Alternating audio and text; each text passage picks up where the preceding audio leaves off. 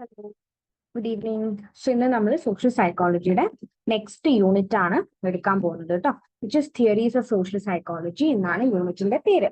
Okay, so first തന്നെ നമുക്ക് social psychology സംബന്ധിച്ചിട്ടുള്ള കുറച്ച് ഇന്റർ ഡിസിപ്ലിനറി കണക്ഷൻസ് നോക്കാം. അതായത് വേറെ ഡിസിപ്ലിൻസ് അല്ലെങ്കിൽ വേറെ സബ്ജക്ട്സ് അല്ലെങ്കിൽ ഡിസിപ്ലിൻസ് തന്നെ നമുക്ക് പറയാം അല്ലെ, സബ്ജക്ട്സുമായിട്ട് സോഷ്യൽ സയൻസ് ഉള്ള സബ്ജക്റ്റുമായിട്ട് സോഷ്യൽ സൈക്കോളജിക്ക് എങ്ങനെയാണ് കണക്ഷൻ നമുക്ക് നോക്കാം.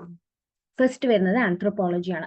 ആന്ത്രോപോളജി എന്ന് പറഞ്ഞാൽ ഇങ്ങനെയാണ് കണക്ഷൻ ഉണ്ടാവുന്നത്. ആന്ത്രോപോളജി പഠിക്കുന്നത് ഹ്യൂമൻ കോണ്ടെക്സ്റ്റിന്റെ കൾച്ചറിനെയും ഓരോ കൾച്ചറിലും ഹ്യൂമൻ ബിഹേവിയർ തമ്മിൽ എങ്ങനെ ഡിഫറൻസ് വരുന്നു എന്നാണ്. അപ്പൊ ഇന്റേൺ സോഷ്യൽ സൈക്കോളജിയിലും അതൊക്കെ തന്നെയാണ് നമ്മൾ ഏകദേശം പഠിക്കുന്നത് അല്ലെ.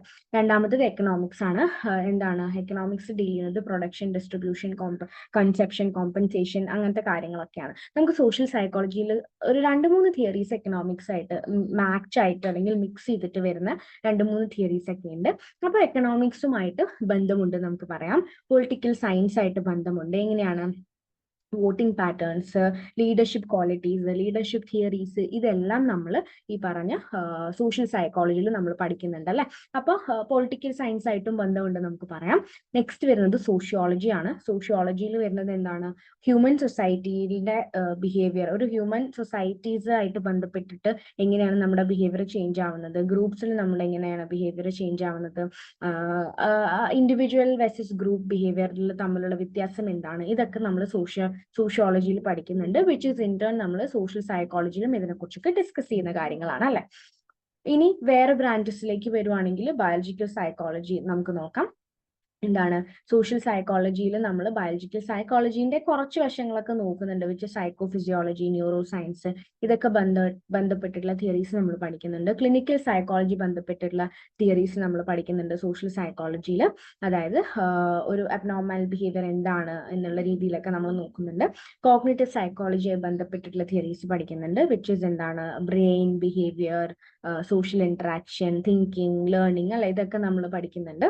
ഡെവലപ്മെന്റൽ സൈക്കോളജി എന്ന് പറയുമ്പോൾ ഒരു കുട്ടി ലൈഫ് സ്പാൻ, നമ്മൾ ഫ്രം ബർത്ത് ടു ഡെത്ത് ആണ് ഡെവലപ്മെന്റ് സൈക്കോളജി വരുന്നത് അല്ലെ. Changes of A human being. അപ്പൊ അത് നമ്മൾ ഈ പറഞ്ഞ ഇമോഷൻ, ഹെൽപ്പിംഗ് ബിഹേവിയർ എന്താണ്, ഇതൊക്കെ നമ്മൾ സോഷ്യൽ സൈക്കോളജിയിൽ ലേശമായിട്ട് പഠിക്കുന്നുണ്ട്. പേഴ്സണാലിറ്റി നമ്മൾ നോക്കുന്നുണ്ട് അല്ലെ. സോഷ്യൽ സൈക്കോളജിയിലും പേഴ്സണാലിറ്റി, ലോട്ട് ഓഫ് തിയറീസിൽ പേഴ്സണാലിറ്റിയുടെ ഭാഗമായിട്ട് വരുന്നുണ്ട്. സോ ഇന്റേൺ സോഷ്യൽ സൈക്കോളജി എന്ന് പറഞ്ഞാൽ ഇതിന്റെയൊക്കെ ഒരു മിക്സ്ചർ ആണ് നമുക്ക് വേണമെങ്കിൽ പറയാം. എല്ലാ ഒരു ഡിസിപ്ലിന്റെയും ഒരു മിക്സ്ചർ ആയിട്ട് നമുക്ക് വേണമെങ്കിൽ പറയാം. അല്ലെങ്കിൽ സൈക്കോളജിയുടെ പല പല മേഖലകളിൽ നിന്നും നമുക്ക് തിയറീസ് ഇൻകോർപ്പറേറ്റ് ചെയ്തിട്ട് നമുക്ക് സോഷ്യൽ സൈക്കോളജിയിൽ പഠിക്കാനുണ്ടെന്നുള്ളത് നമുക്ക് നോക്കാം. ഓക്കെ, പറയാം. ഇനി ലെവൽസ് ഓഫ് അനാലിസിസ് നോക്കാം നമുക്ക്. സോ 4 ലെവൽസ് ആണ് സോഷ്യൽ സൈക്കോളജിയിൽ നമ്മൾ എക്സ്പ്ലോർ ചെയ്യുന്നത്, അണ്ടർസ്റ്റാൻഡ് ചെയ്യുന്നത്. ഫസ്റ്റ് എന്ന് പറഞ്ഞാൽ individual intra personal level analysis ആണ്. അതായത് ഒരു ഇൻഡിവിജ്വലും ഒരു ഇൻട്രാ പേഴ്സണൽ ലെവലിലുള്ള, അതായത് ഒരാളുടെ biological traits, thought processes, emotions, behaviours, അതുപോലെ എന്താണ് സോഷ്യൽ കോഗ്നിഷൻ, ഒരാളുടെ വാല്യൂസ്, ഒരാളുടെ ആറ്റിറ്റ്യൂഡ്സ്, ഒരാളുടെ ബിലീഫ്സ്, അയാളുടെ ബിഹേവിയർ, അയാളുടെ ആങ്കർ വരുന്നത് എപ്പോഴാണ്, അയാളുടെ അഗ്രഷൻ എന്തുകൊണ്ടാണ് വരുന്നത്, ഇങ്ങനത്തെ കാര്യങ്ങൾ നമ്മൾ നോക്കുന്നുണ്ട്. സോ ഒരാളുടെ ഇൻഡിവിജ്വൽ ഇൻട്രാ പേഴ്സണൽ എന്ന് പറഞ്ഞാൽ നമ്മുടെ ഉള്ളിലുള്ള ക്യാരക്ടറിസ്റ്റിക്സ് അല്ലെ, അതിനാണ് ഇൻട്രാ പേഴ്സണൽ എന്ന് പറയുന്നത്. അത് നോക്കുന്ന ഒരു മേജർ ഫണ്ടമെന്റൽ ലെവലിൽ സോഷ്യൽ സൈക്കോളജി ഇതെല്ലാം നോക്കുന്നുണ്ട് അല്ലെ. ഒരു ഇൻഡിവിജ്വലിനെ മൊത്തം എടുത്ത് നോക്കുകയാണെങ്കിൽ നമ്മൾ ഇൻട്രാ പേഴ്സണൽ ലെവൽ അനാലിസിസ് ചെയ്യുന്നുണ്ട്.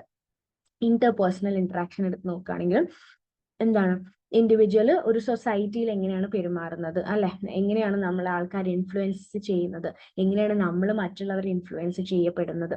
ആൻഡ് കോപ്പറേഷൻ, കോമ്പറ്റീഷൻ, ഓൾട്രൂയിസം എന്ന് പറഞ്ഞാൽ helping behaviour, aggression, prejudice, discrimination, stereo type, ഇതൊക്കെ ഇന്റർ പേഴ്സണൽ ലെവൽ. അതായത് ഇന്റർ പേഴ്സണൽ എന്ന് പറഞ്ഞാൽ നമ്മുടെ ഒരു വിത്തിൻ 2 പീപ്പിൾ അല്ലെങ്കിൽ മോർ ദാൻ 2 പീപ്പിളിന്റെ ഉള്ളിൽ നടക്കുന്ന സംഭവങ്ങളാണ് ഇതൊക്കെ. സോ ഇതെല്ലാം നമ്മൾ സോഷ്യൽ സൈക്കോളജിയിൽ പഠിക്കുന്നുണ്ട്, അതിനെക്കുറിച്ച് അനാലിസിസ് ചെയ്യുന്നുണ്ട് അല്ലെ.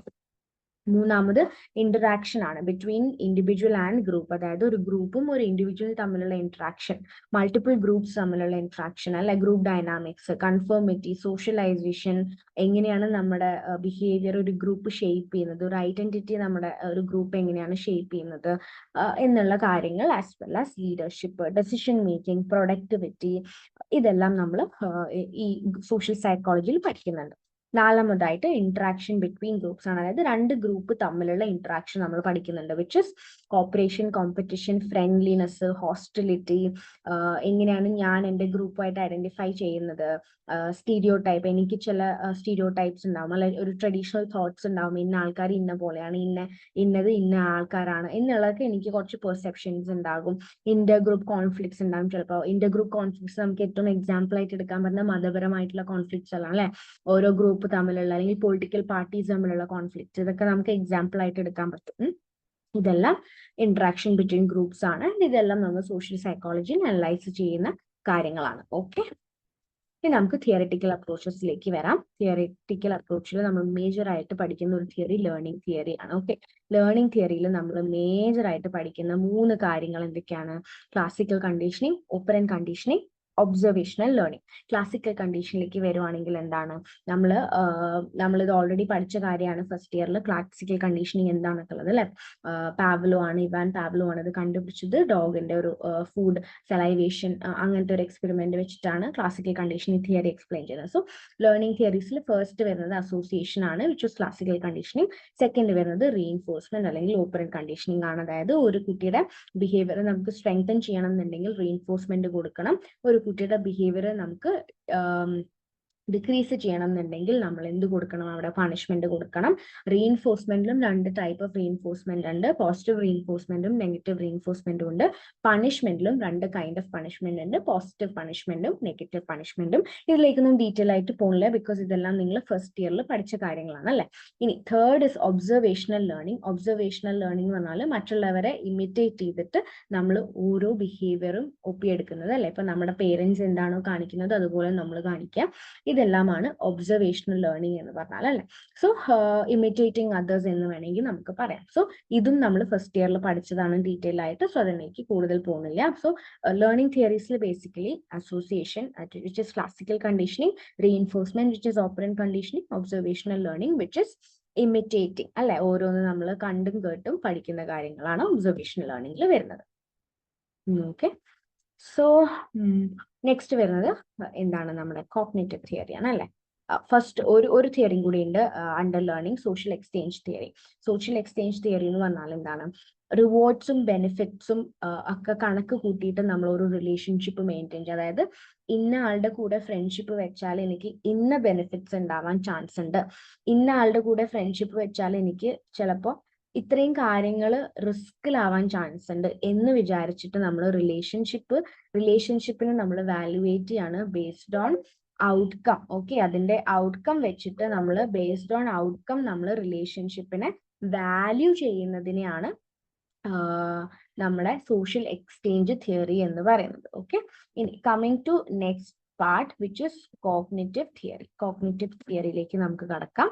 ഇതും നമ്മൾ പഠിച്ച കാര്യങ്ങളൊക്കെ തന്നെയാണ്. കോഗ്നിറ്റീവ് തിയറി എന്ന് പറഞ്ഞാൽ എന്താണ്? നമ്മൾ ബ്രെയിൻ വെച്ചിട്ട് നമ്മുടെ സോഷ്യൽ ഒരു ബിഹേവിയറിനെ എങ്ങനെയാണ് നമ്മൾ മെന്റൽ പ്രോസസ്സസ് അല്ലെ, ബ്രെയിൻ കൊണ്ട് ചെയ്യുന്ന ഹൈ മെന്റൽ പ്രോസസ്സസ് നമ്മുടെ ഷേപ്പ് ചെയ്യുന്നത്, അതിനെയാണ് നമ്മൾ കോഗ്നിറ്റീവ് തിയറി എന്ന് പറയുന്നത്. ഓക്കെ, സോ ഇതിൽ ഫസ്റ്റ് പറഞ്ഞാൽ എന്താണ്? ജസ്റ്റാൾട്ട് ഇൻഫ്ലുവൻസ് ആണ് എടുക്കുന്നത്. ജസ്റ്റാൾട്ട് ഇൻഫ്ലുവൻസ് എന്ന് പറഞ്ഞാൽ ഹോൾ ആയിട്ട് കാണുന്ന അല്ലെ, ഓരോ കാര്യങ്ങൾ, ഓരോ ചെറിയ മൈന്യൂട്ട് കാര്യങ്ങളെ നമ്മൾ നോക്കാണ്ട് ഒരു ഹോൾ ആയിട്ട് ഒരു പ്രശ്നത്തെ കാണുന്നതിനെയാണ് ജസ്റ്റാൾട്ട് സൈക്കോളജി ഇൻഫ്ലുവൻസ് എന്ന് പറയുന്നത്.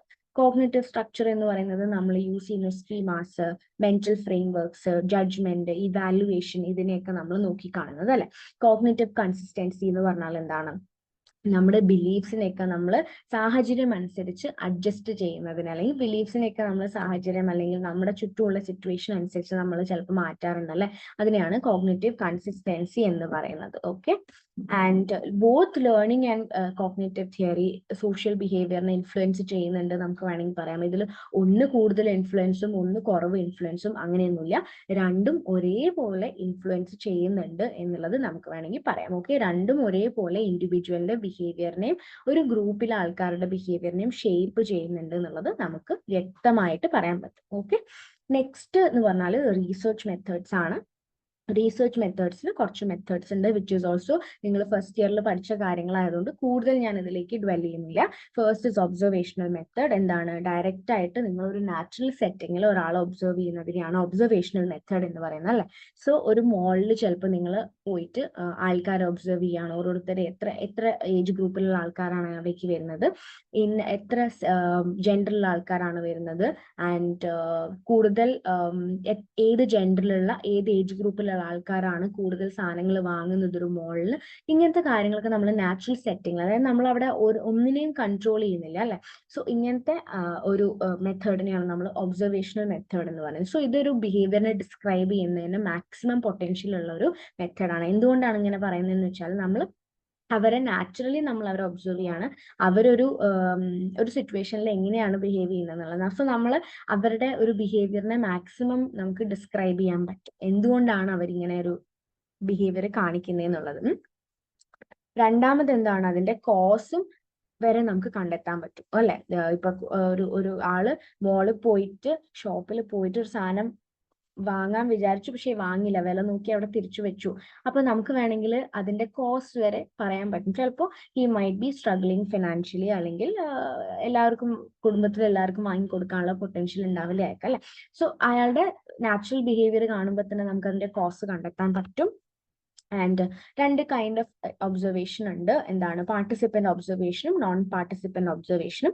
പാർട്ടിസിപ്പന്റ് ഒബ്സർവേഷൻ എന്ന് പറഞ്ഞാൽ നിങ്ങൾ ഏത് ഗ്രൂപ്പിനെയാണോ ഒബ്സർവ് ചെയ്യുന്നത് ആ ഗ്രൂപ്പിന്റെ ഒരു മെമ്പർ ആയിട്ട് നമ്മൾ അതിൻ്റെ ഉള്ളിൽ കയറി ചെല്ലുകയാണ്. ഫോർ എക്സാമ്പിൾ, നിങ്ങൾ അട്ടപ്പാടിയിൽ ഒരു ട്രൈബൽ ഗ്രൂപ്പിനെയാണ് ഒബ്സർവ് ചെയ്യുന്നതെന്നുണ്ടെങ്കിൽ നിങ്ങൾ ട്രൈബൽ ഗ്രൂപ്പിന്റെ ഉള്ളിലെ ഒരു മെമ്പർ ആയിട്ട്, നിങ്ങളൊരു ട്രൈബായിട്ട്, ഐ മീൻ ഒരു ട്രൈബൽ ഒരാളായിട്ട് നിങ്ങൾ അതിൻ്റെ ഉള്ളിൽ കഴിയാണ് അവരെ പോലെ, എന്നിട്ട് അവരെ ഒബ്സർവ് ചെയ്യാണ്. ഓക്കെ, ഇതിനെയാണ് പാർട്ടിസിപ്പന്റ് ഒബ്സർവേഷൻ എന്ന് പറയുന്നത്. നോൺ പാർട്ടിസിപ്പന്റ് ഒബ്സർവേഷൻ എന്ന് പറയുന്നത് നിങ്ങൾ ദൂരെ നിന്ന് ഒരു ജേർണലിസ്റ്റ് ഒക്കെ പോലെ, അല്ലെങ്കിൽ ഒരു ന്യൂസ് റിപ്പോർട്ടർ ഒക്കെ പോലെ ദൂരെ നിന്ന് നിങ്ങൾ അവരെ ഒബ്സർവ് ചെയ്യാണ്, അവരുടെ കാര്യങ്ങളൊക്കെ നിങ്ങൾ ക്യാമറയിൽ പകർത്തിയിട്ട് അതിനെ ബാക്കി സ്റ്റഡി നടത്തുന്നതാണ് നോൺ പാർട്ടിസിപ്പന്റ് ഒബ്സർവേഷൻ എന്ന് പറയുന്നത്. സോ ഇതിന്റെ ഒരു അഡ്വാൻറ്റേജ് എന്ന് പറഞ്ഞാൽ നമ്മൾ അവരുടെ നാച്ചുറൽ ബിഹേവിയറിനെയാണ് നമ്മൾ ഒബ്സർവ് ചെയ്യുന്നത്. അതുകൊണ്ട് തന്നെ എന്താണ്, ചില ബിഹേവിയർ ചാലഞ്ചിങ് ആവാനുള്ള ചാൻസ് ഉണ്ട്. നമുക്ക് നാച്ചുറലി അവർ എങ്ങനെയാണ് പെരുമാറുന്നത് എന്നുള്ളതിന് ചിലപ്പോൾ നമുക്ക് ഒരു ഡിസ്ക്രിപ്ഷനോ ഒരു കോസോ നമുക്ക് കിട്ടാൻ ചാൻസ് ഇല്ല, അല്ലെ? ബിക്കോസ് അവർ അങ്ങനെയാണ്, they are made in such a way that നമുക്ക് എല്ലാത്തിനും ഒരു എക്സ്പ്ലനേഷൻ ഉണ്ടാവാൻ ചാൻസ് ഇല്ല. പക്ഷെ ഇത് ഏറ്റവും നല്ലൊരു മെത്തേഡാണ് ബാക്കിയുള്ള മെത്തേഡ് വെച്ച് നോക്കുമ്പോൾ, കാരണം നമുക്ക് നാച്ചുറലി ഒരാളുടെ ബിഹേവിയർ മനസ്സിലാവാണ് ഇവിടെ ചെയ്യുന്നത്. ഓക്കെ, രണ്ടാമത് എക്സ്പെരിമെന്റൽ മെത്തേഡാണ്. എക്സ്പെരിമെന്റൽ മെത്തേഡ് എന്ന് പറയുമ്പോൾ രണ്ട് വേരിയബിൾസിന്റെ കോസ് മനസ്സിലാവുന്ന, അല്ലെങ്കിൽ രണ്ട് വേരിയബിൾസിന്റെ കോസൽ റിലേഷൻഷിപ്പ് നമ്മൾ മനസ്സിലാക്കുന്ന ഒരു മെത്തേഡാണ് എക്സ്പെരിമെന്റൽ മെത്തേഡ് എന്ന് പറഞ്ഞാൽ. ഇത് യൂഷ്വലി ഒരു കൺട്രോൾഡ് സെറ്റിങ്ങിൽ ഒരു റിസർച്ചർ ഒക്കെ യൂസ് ചെയ്യുന്ന രീതിയിലുള്ള മെത്തേഡാണ്. സോ ഇതിന്റെ പ്രൈമറി ഗോൾ എന്ന് പറഞ്ഞാൽ വലിയ വലിയ ടോപ്പിക്സ് ഒക്കെ പഠിക്കാനായിട്ട്, ഇപ്പോൾ ഒബീഡിയൻസ്, അതുപോലെ കൺഫോമിറ്റി, സോഷ്യൽ ഇൻഫ്ലുവൻസ്, പെർസുവേഷൻ, ഇങ്ങനത്തെ കാര്യങ്ങളൊക്കെ പഠിക്കാനായിട്ട് നമുക്ക് എക്സ്പെരിമെന്റൽ മെത്തേഡ് യൂസ് ചെയ്യാൻ പറ്റും. ഓക്കെ, അതായത് ഒബീഡിയൻസ് എന്നുള്ളൊരു ടോപ്പിക് എടുക്കുമ്പോൾ എത്രത്തോളം ആൾക്കാർ പവറുള്ള ആൾക്കാരെ ഒബീഡിയന്റ് ആയിട്ട് നിൽക്കുന്നു, അവർ പറയുന്നത് കേൾക്കുന്നു, ഇതൊക്കെ നമുക്ക് ഈസി ആയിട്ട് എക്സ്പെരിമെന്റൽ വെച്ചിട്ട് പഠിക്കാൻ പറ്റും. ഓക്കെ, ആൻഡ് ഈ പറഞ്ഞ പോലെ തന്നെ സോഷ്യൽ സൈക്കോളജിയിൽ എക്സ്പെരിമെന്റേഷന് കുറച്ചൊരു ഡോമിനൻസ് ഉണ്ട്, ബിക്കോസ് നമ്മൾ റിലേഷൻഷിപ്പ് ആണ് പഠിക്കുന്നത് സോഷ്യൽ സൈക്കോളജിയിൽ. അതുകൊണ്ട് തന്നെ റിലേഷൻഷിപ്സ് ഒത്തിരി പഠിക്കുന്ന സ്റ്റഡീസ് ഉണ്ട്. ആൻഡ് ഇതിൽ തന്നെ എന്താണ് ഏറ്റവും ഇമ്പോർട്ടൻ്റ് ആയിട്ടുള്ള രണ്ട് കോൺസെപ്റ്റ്സ്, ഇൻഡിപെൻഡന്റ് വേരിയബിളും ഡിപെൻഡന്റ് വേരിയബിളും, as well as experimental, control group, random assignment, ഇങ്ങനത്തെ കാര്യങ്ങളൊക്കെയാണ്. അതൊക്കെ എന്താ നമുക്ക് നോക്കാം.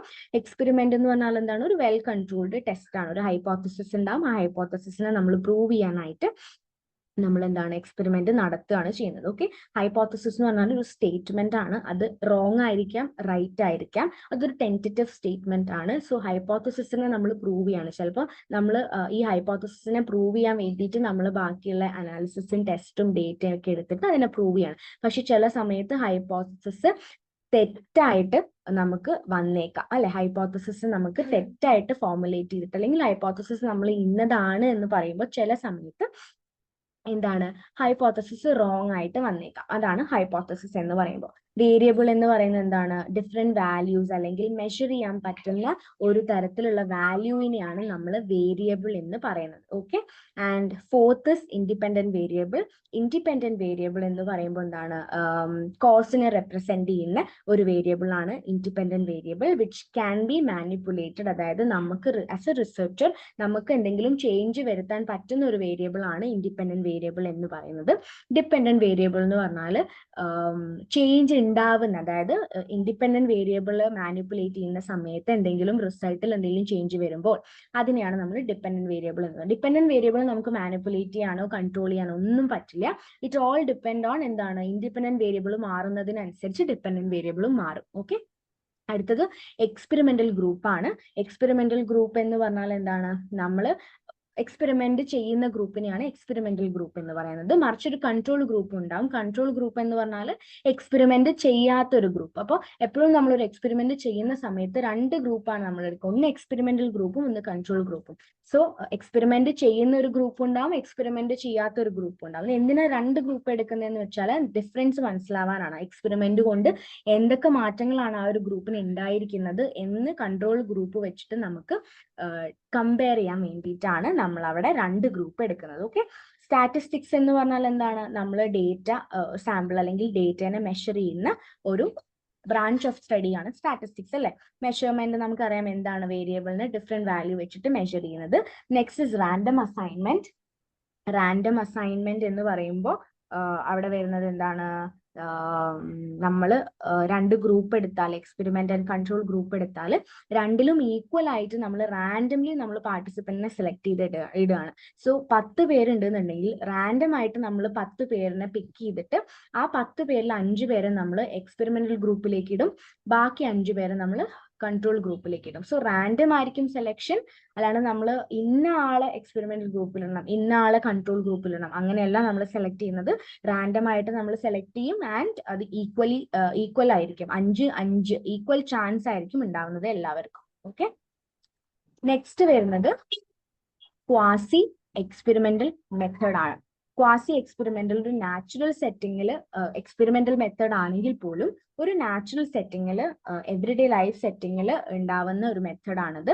പക്ഷെ ഇവിടെയുള്ള ഏറ്റവും വലിയൊരു അഡ്വാൻറ്റേജ് എന്താന്ന് വെച്ചാൽ റിസർച്ചറിന് അധികം ഇതിൽ കൺട്രോൾ ചെയ്യാൻ പറ്റില്ല, നമുക്ക് അധികം മാനിപ്പുലേറ്റ് ചെയ്യാൻ പറ്റില്ല. എക്സ്പെരിമെന്റൽ പോലെ നമുക്ക് ഇൻഡിപെൻഡന്റ് വേരിയബിൾ നമുക്ക് കൺട്രോൾ അല്ലെങ്കിൽ മാനിപ്പുലേറ്റ് ചെയ്യാൻ പറ്റുന്ന പോലെ ക്വാസി എക്സ്പെരിമെന്റിൽ മാനിപ്പുലേറ്റ് ചെയ്യാൻ പറ്റില്ല. അതുകൊണ്ട് തന്നെ എന്താണ്? ഇത് കുറച്ചും കൂടി റിയലിസ്റ്റിക് ആണ് നേച്ചറിൽ. ഓക്കെ.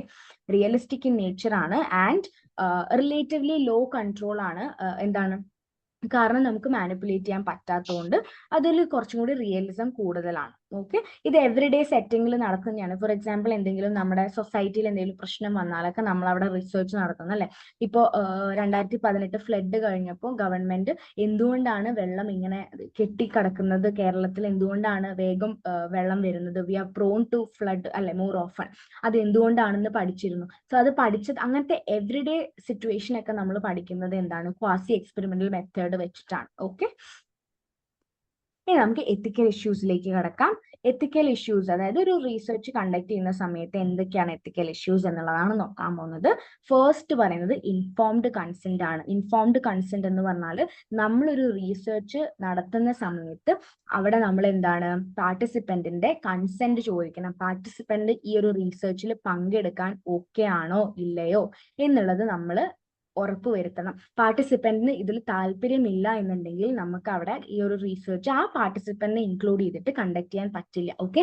സോ ഓൾവേസ് നമ്മൾ റീസെർച്ച് എടുക്കുന്നതിനും റീസെർച്ച് നടത്തുന്നതിന് മുമ്പ് ആ പാർട്ടിസിപ്പന്റിനെ കോൺട്രിബ്യൂഷൻ വേണം എന്നുണ്ടെങ്കിൽ നമ്മൾ അവരുടെ അടുത്തുനിന്ന് ചോദിക്കണം, എഴുതി ഒപ്പിട്ട് വാങ്ങണം പാർട്ടിസിപ്പന്റിന് സമ്മതമാണ് ഈ ഒരു റീസെർച്ചിൽ പങ്കെടുക്കാൻ എന്നുള്ളത്. ഓക്കെ. നെക്സ്റ്റ് വരുന്നത് ഡീബ്രീഫ് ആണ്. ഡീബ്രീഫ് എന്ന് വെച്ചാൽ റീസെർച്ച് എക്സ്പെരിമെന്റും കാര്യങ്ങളൊക്കെ എക്സ്പെരിമെന്റും റീസെർച്ചും നടക്കുന്നതിന് മുമ്പ് ഡീബ്രീഫിംഗ് എസെൻഷ്യൽ ആണ്. ഡീബ്രീഫിംഗ് എന്ന് പറഞ്ഞാൽ റീസെർച്ച് എന്താണ് ചെയ്യുന്നത്, ഈ റീസെർച്ചിൽ എന്തൊക്കെയാണ് എന്തിനാണ് ഇങ്ങനെ ഒരു റീസെർച്ച് ഞാൻ നടത്തുന്നത്, എന്താണ് എൻ്റെ ടോപ്പിക്, നിങ്ങൾക്ക് ഈ ഒരു പാർട്ടിസിപ്പന്റ് ആസ് സച്ച് എന്തൊക്കെയാണ് കോൺട്രിബ്യൂട്ട് ചെയ്യുക, എൻ്റെ ക്വസ്റ്റ്യൻസ് എങ്ങനത്തെ ആയിരിക്കും, എൻ്റെ ക്വസ്റ്റ്യനെയർ ഞാൻ വായിച്ചു കൊടുക്കുക, അതിന് എന്തുകൊണ്ടാണ് എനിക്ക് പാർട്ടിസിപ്പന്റിന്റെ കോൺട്രിബ്യൂഷൻ വേണ്ടത്, ഇതെല്ലാം ഞാൻ ഡീബ്രീഫ് ചെയ്ത് പറഞ്ഞു കൊടുക്കണം. അതായത് ഡീറ്റെയിൽ ആയിട്ട് ആയിട്ട് എൻ്റെ റീസെർച്ച് എന്താന്നുള്ളത് ഞാൻ പാർട്ടിസിപ്പന്റിന്റെ അടുത്ത് പറഞ്ഞു കൊടുക്കുന്നതിനെയാണ് ഡീബ്രീഫ് എന്ന് പറയും. ഓക്കെ, നെക്സ്റ്റ് എന്ന് പറഞ്ഞാൽ പ്രൊട്ടക്ഷൻ ഓഫ് പാർട്ടിസിപ്പൻസ് ആണ്. പ്രൊട്ടക്ഷൻ എന്ന് പറഞ്ഞാൽ ഞാൻ എൻ്റെ പാർട്ടിസിപ്പന്റിനെ കോൺഫിഡൻഷ്യാലിറ്റി ഞാൻ നോക്കണം. വേറെ ആള് വന്നിട്ട് ചോദിക്കുകയാണ് ആരാണ് എൻ്റെ പാർട്ടിസിപ്പന്റ് എന്ന് പറയുന്ന സമയത്ത്, ചോദിക്കുന്ന സമയത്ത് ഞാൻ പറയാൻ പാടില്ല എൻ്റെ പാർട്ടിസിപ്പന്റ് ഇന്ന ആളാണ് എന്ന് എനിക്ക് പേരെടുത്ത് പറയാൻ പറ്റില്ല. സോ എപ്പോഴും പാർട്ടിസിപ്പന്റ് ഉണ്ടെങ്കിൽ അവരുടെ ഡീറ്റെയിൽസ് വളരെ കോൺഫിഡൻഷ്യൽ ആയിരിക്കും. അവരുടെ പേര്, അവരുടെ വയസ്സ്, ഇതൊന്നും എനിക്ക് വേറൊരാളോട് പങ്കുവെക്കാൻ പാടില്ല. ഓക്കെ, ആൻഡ് ഡിസെപ്ഷൻ എന്ന് പറഞ്ഞാൽ ചീറ്റിംഗ്. എന്താണ്, ഈ ഒരു റിസർച്ചിൽ കിട്ടുന്ന എൻ്റെ പാർട്ടിസിപ്പന്റിന്റെ ഡേറ്റ ഞാൻ വേറൊരാൾക്ക് കൈമാറാനോ വേറൊരു റീസെർച്ചിന്റെ ഭാഗമായിട്ട് അയാൾക്ക് കൊടുക്കാനോ ഒന്നും പാടില്ല. എൻ്റെ റീസെർച്ചിൽ വന്ന പാർട്ടിസിപ്പൻസ് എൻ്റെ പാർട്ടിസിപ്പൻസ് ആണ്. ഞാൻ എൻ്റെ റീസെർച്ചിൽ മാത്രമേ അവരെ പങ്കെടുപ്പിക്കാൻ പാടുള്ളൂ. എൻ്റെ ഡേറ്റ ഞാൻ വേറെ ആൾക്ക് കൊടുക്കാനോ ഒന്നും എനിക്ക് എത്തിക്കലി എനിക്ക് റൈറ്റ് ഇല്ല. അതാണ് ഡിസെപ്ഷൻ എന്ന് പറഞ്ഞാൽ. ഓക്കെ, കോൺഫിഡൻഷ്യാലിറ്റി എന്താണ്, ഞാൻ നേരത്തെ പറഞ്ഞ പോലെ പേഴ്സണൽ ഇൻഫർമേഷൻ കാര്യങ്ങളൊക്കെ ഞാൻ ശരിക്കും കോൺഫിഡൻഷ്യൽ ആയിട്ട് തന്നെ വെക്കണം. ആൻഡ് അത് വെച്ചില്ലെങ്കിൽ പാർട്ടിസിപ്പന്റിന് ഇപ്പോൾ ഞാൻ കോൺഫിഡൻഷ്യൽ അല്ലാന്ന് തോന്നുകയാണെങ്കിൽ അവർക്ക് കേസ് കൊടുക്കാൻ പറ്റും എൻ്റെ എതിരെ. ആൻഡ് എന്താണ്, അതിന്റെ നടപടികളും കാര്യങ്ങളൊക്കെ ഉണ്ടാവും. Okay, so confidentiality is very necessary while going through A research. So 1, 2, 3, 4, 5 ethical issue ഉള്ളത്. 1 informed consent, 2 ഡീബ്രീഫ്, 3 protection of participant, 4 deception, 5 confidentiality. And that's